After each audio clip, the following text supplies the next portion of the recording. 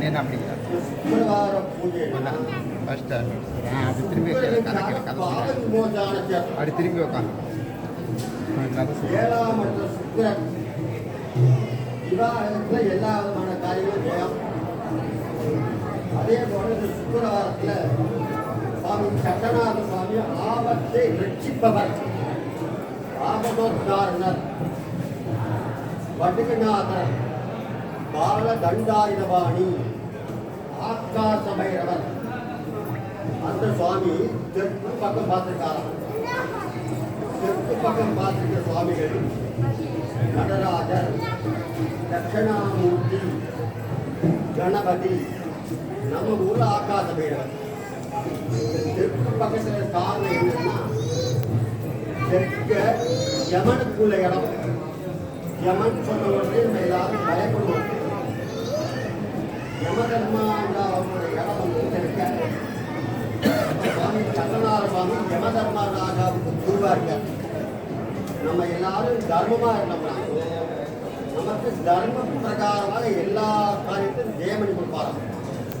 நம்ம அதர்மமா இருந்தோம்னாக்கும் நமக்கு அது மாதிரி சுவாமி போவாராம். 1000 ரூபாயோ 1 லட்சம் ரூபாயோ 10 லட்சம் பணத்துக்கு எந்த பிரயோஜனம் கிடையாது. மனசார ஆத்மபூர்வமாக ஹிருதயபூர்வமாக நம்முடைய பஞ்சபூதத்தின் பூர்வமாக சுவாமி நாம் தரிசனம் செய்ய வேண்டும். தரிசனம் பண்ணோம்னா நமக்கு சகல விதமான காரியங்கள்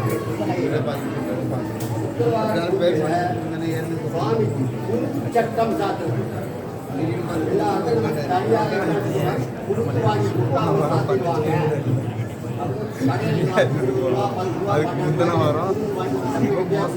இன்னைக்கு என்ன சாத்தப்படுவதால்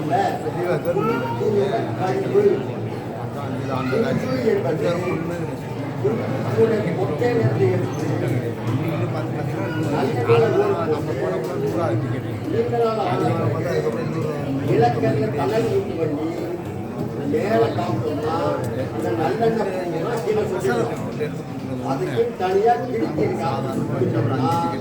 அந்த கோட்டையில் உள்கா பாயிட்டா வரும்.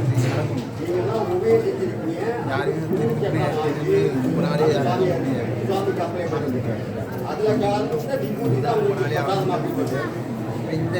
முழுதாக கொடுக்க மாட்டாங்க.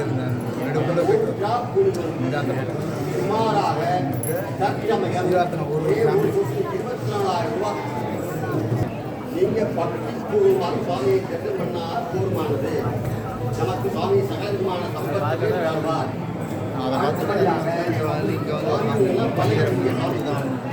உங்களுக்கு கேட்காவது கொடுப்பாங்க. எல்லாரும் இங்கேருந்து போனப்போ எல்லாரும்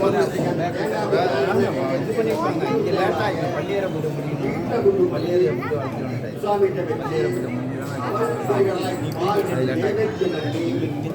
தேங்காயை உடைச்சு தேங்காய் தண்ணி எல்லாரும் சாப்பிட்டு தேங்காயை பச்சையாக திரும்பி அவருக்கு பொடிகளை பச்சையாக சாப்பிட வேண்டும்.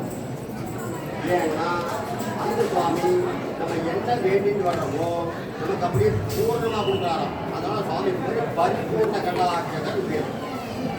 அடுத்தபடியாக உங்களுக்கு எல்லாருக்குமே இந்த சந்தன குழம்பு பாட்டு கொடுப்பாங்க.